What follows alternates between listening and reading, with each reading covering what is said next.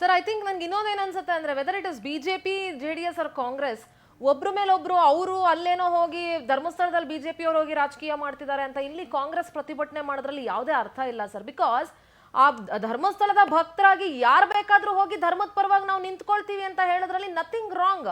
ಅದನ್ನ ಯಾಕೆ ರಾಜಕೀಯ ಸ್ಟೇಟ್ಮೆಂಟ್ ಗಳನ್ನ ಕೊಟ್ಟು ಇವ್ರೇ ಸರ್ ಒಂದು ಧಾರ್ಮಿಕ ಶ್ರದ್ಧಾ ಕೇಂದ್ರ ಅಂತ ಬಂದಾಗ ಎಲ್ಲರೂ ಜೊತೆಲಿ ನಿಂತ್ಕೊಂಡು ಯುನೈಟೆಡ್ ಆಗಿ ನಿಂತ್ಕೊಳ್ಬೇಕೇ ಹೊರತು ಅದು ಬಿಟ್ಬಿಟ್ಟು ಇವ್ರೇ ಕಚ್ಚಾಡ್ಕೊಂಡು ಈ ತರ ಅವ್ರ ಮೇಲೆ ಇದು ಕಾಂಗ್ರೆಸ್ ಷಡ್ಯಂತ್ರ, ಇದು ಬಿಜೆಪಿ ಷಡ್ಯಂತ್ರ ಅಂತ ಮಾತಾಡ್ತಾ ಇದ್ರೆ ಇದಕ್ಕಿಂತ ಅಸಹ್ಯ ಬೇರೆ ಒಂದಿಲ್ಲ ಅಂತ ಅನ್ಸುತ್ತೆ ಸರ್.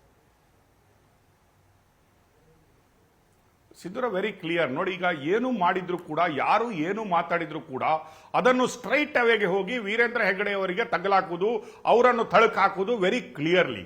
ಯಾಕಂತ ಹೇಳ್ತಾ ಇದ್ದೀನಿ ಕೇಳಿ. ಮೊನ್ನೆ ಧರ್ಮಸ್ಥಳದಲ್ಲಿ ನೀವು ನೋಡಿದ್ರೆ ಸರ್ವ ಧರ್ಮವನ್ನು ಸಮ್ಮೇಳನವನ್ನು ಧರ್ಮಸ್ಥಳದಲ್ಲಿ ಮಾಡ್ತಾರೆ. ಮಾನ್ಯ ಶ್ರೀ ಪೂಜ್ಯ ವೀರೇಂದ್ರ ಹೆಗ್ಗಡೆಯವರು ಇಷ್ಟರವರೆಗೆ ಹಿಂದೂ ಧರ್ಮ ಬೇರೆ ಅಲ್ಲ, ಅಥವಾ ಜೈನ ಧರ್ಮ ಬೇರೆ ಅಲ್ಲ, ಸಿಖ್ರು ಬೇರೆ ಅಲ್ಲ, ಅಥವಾ ಮುಸ್ಲಿಮರು ಬೇರೆ ಅಲ್ಲ, ಅಥವಾ ಕ್ರಿಶ್ಚಿಯನ್ರು ಬೇರೆ ಅಲ್ಲ ಅಂತ ನೋಡಿಲ್ಲ.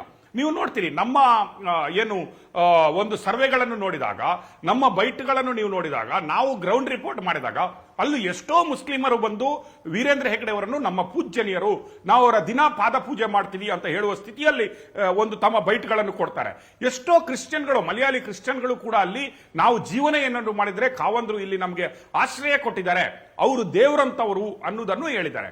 ಅದನ್ನು ಬಿಟ್ಟುಬಿಟ್ಟು ನಾವು ಯಾರೋ ಭಾಷಣದಲ್ಲಿ ನಮ್ಮ ಶೋಕಿಗೆ ನಮಗೆ ಹೆಸರು ಬರ್ಲಿಕ್ಕಂತ ಇಡೀ ಮುಸ್ಲಿಮರನ್ನು ದೂಷಿಸುವುದು, ಅಥವಾ ಇಡೀ ಕಮ್ಯುನಿಟಿಗಳನ್ನು ದೂಷಿಸುವುದು, ಕ್ರಿಶ್ಚಿಯನ್ಗಳನ್ನು ದೂಷಿಸುವುದು, ಅಥವಾ ಯಾವುದೇ ಒಂದು ಸಂಘ ಸಂಸ್ಥೆಗಳನ್ನು ತಂದು ಅಲ್ಲಿ ತಗಲಾಕುವುದು, ಅದರಿಂದ ಇದು ಡೈರೆಕ್ಟ್ ಪಾಯಿಂಟ್ ಏನಾಗುತ್ತೆ ಅಂದ್ರೆ, ಇದನ್ನು ಮಾಡಿಸ್ತಾ ಇರುವವರು ಧರ್ಮಸ್ಥಳದವರು, ಇದನ್ನು ಮಾಡಿಸುವವರು ಇವರು, ಅವರ ಜನ, ಅವರ ಬಾಯಿಯಿಂದ ಪೂಜ್ಯರು ಹೇಳಿಸ್ತಾ ಇದ್ದಾರೆ ಅನ್ನುವ ಒಂದು ಸೂಚನೆನೂ ಹೋಗ್ಬೋದು.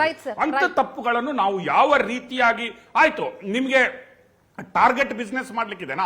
ಹೌದು, ನಿಮ್ಮ ಟಾರ್ಗೆಟ್ ಸಮೀರ್. ಹೌದು, ಸಮೀರ್ ಒಬ್ಬ ಮುಲ್ಲಾ ಬಂದಿದ್ದಾನೆ, ಈ ಒಂದು ಟಾರ್ಗೆಟ್ ಮಾಡ್ತಾ ಇದ್ದಾನೆ ಅಂತ ಹೇಳುವಾಗ ಅದನ್ನು ಸಮೀರ್ ಮತ್ತೆ STPI ವರೆಗೆ ಇಟ್ಕೊಳ್ಬೇಕು ವಿನಃ ಇಡೀ ಕಮ್ಯುನಿಟಿ ಬಗ್ಗೆ ಮಾತಾಡೋದು, ಅಥವಾ ಇಡೀ ಕಮ್ಯುನಿಟಿಯನ್ನು ಹೀಯಾಳಿಸುವುದು, ಅಥವಾ ಗವರ್ಮೆಂಟ್ ಅನ್ನು ಮಾತಾಡೋದು ಇದು ಸಮಂಜಸವಲ್ಲ. ವಿ ಶುಡ್ ವೇಟ್ ಫಾರ್ ಈಗ SIT ಆಗಿದೆ, ಆ ರಿಪೋರ್ಟ್ಗೆ ಪೇಷನ್ಸ್ ಆಗಿ ಕಾಯಬೇಕು. ನಾವು ಧರ್ಮ ಯುದ್ಧ ಸಾರಿದ್ದೀವಿ.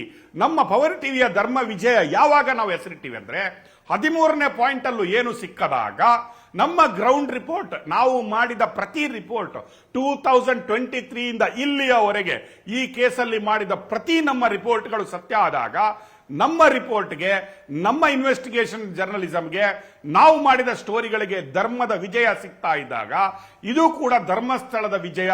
ಇದು ಧರ್ಮಸ್ಥಳವನ್ನು ವಿಜಯದ ಯಾತ್ರೆಯಲ್ಲಿ ಮುನ್ನಡೆಸುವಲ್ಲಿ ಪವರ್ ಟಿವಿಯ ಏನು ಹೆಜ್ಜೆ ಇದೆ ಅಲ್ವಾ, ಇವತ್ತು ಯಾರು ಬೇಕಾದ್ರೆ ಏನ್ ಕ್ಲೇಮ್ ಮಾಡಿ ಫಸ್ಟ್ ಹೆಜ್ಜೆ ಇಟ್ಟವರು ನಾವು ಎನ್ನುವ ಗೌರವದೊಂದಿಗೆ ಧರ್ಮ ಯುದ್ಧ ಸಾರಿದವರು ನಾವು, ಧರ್ಮ ವಿಜಯ ಅಂತ ಘೋಷಣೆ ಮಾಡಿದವರು ನಾವು. ಸಿಂಧೂರ್ ಅವರೇ. Yes sir, right sir, thank you so much sir. ಕಾರ್ಯಕ್ರಮದಲ್ಲಿ ಭಾಗಿಯಾಗಿದ್ದಕ್ಕೆ, ಚರ್ಚೆಯಲ್ಲಿ ಭಾಗಿಯಾಗಿದ್ದಕ್ಕೆ ಥ್ಯಾಂಕ್ ಯು ಸೋ ಮಚ್. ಒಟ್ಟಾರೆಯಾಗಿ ಇದು ನಮ್ಮ ದೇಶ, ನಮ್ಮ ನಾಡು ಅನ್ನುವಂತ ಹೆಮ್ಮೆ ಇರಲಿ, ಎಲ್ಲ ಧರ್ಮಗಳ ಬಗ್ಗೆ ಗೌರವ ಇರಲಿ. ಅದು ಮುಸಲ್ಮಾನ್ ಧರ್ಮ ಇರ್ಬೋದು, ಕ್ರೈಸ್ತ ಧರ್ಮ ಇರ್ಬೋದು, ಜೈನ ಇರ್ಬೋದು, ಬೌದ್ಧ ಇರ್ಬೋದು, ಹಿಂದೂ ಧರ್ಮ ಇರ್ಬೋದು, ಎಲ್ಲ ಧರ್ಮಗಳ ಬಗ್ಗೆ ನಂಬಿಕೆ ಇರಲಿ, ಗೌರವ ಇರಲಿ. ಆದರೆ ಅವರವರ ಧರ್ಮದ ಧಾರ್ಮಿಕ ಶ್ರದ್ಧಾ ಕೇಂದ್ರಗಳ ಬಗ್ಗೆ ಯಾರಾದರೂ ಮಾತನಾಡುವಾಗ ಅವರ ಬಾಯಿ ಮುಚ್ಚಿಸುವಂತ ಕೆಲಸ ಮಾಡಿ. ಮೊದಲು ರಾಜಕಾರಣಿಗಳು ನಿಮ್ಮ ಜವಾಬ್ದಾರಿಯನ್ನ ತಿಳ್ಕೊಳ್ಳಿ. ಬೇರೆ ಬೇರೆ ಬೇಡದೇ ಇರುವಂತ ರಾಂಗ್ ಸ್ಟೇಟ್ಮೆಂಟ್ಗಳನ್ನ ಕೊಡಬೇಡಿ. ಸುಮ್ಮನೆ ಎಲ್ಲವನ್ನೂ ಕೂಡ ರಾಜಕೀಯ ಬೆರೆಸಬೇಡಿ. ಅಸಹ್ಯ ಅಂತ ಅನ್ಸಕ್ ಶುರು ಆಗುತ್ತೆ. ಇದನ್ನ ಯಾರು ಕ್ಲೇಮ್ ಮಾಡ್ಕೊಳ್ತಿದ್ದೀರೋ ನಿಮ್ಮ ಪಾಡಿಗೆ ನೀವು ಮಾಡ್ಕೊಳ್ಬಹುದು, ಅದರಲ್ಲಿ ಏನು ಬೇರೆ ನಮ್ದೇನು ತಕರಾರಿಲ್ಲ ಅದರಲ್ಲಿ. ಆದರೆ ಧರ್ಮದ ಬಗ್ಗೆ ಮಾತುಗಳು ಬಂದಾಗ ಗೌರವ ಇರಲಿ, ಹೆಮ್ಮೆ ಇರಲಿ.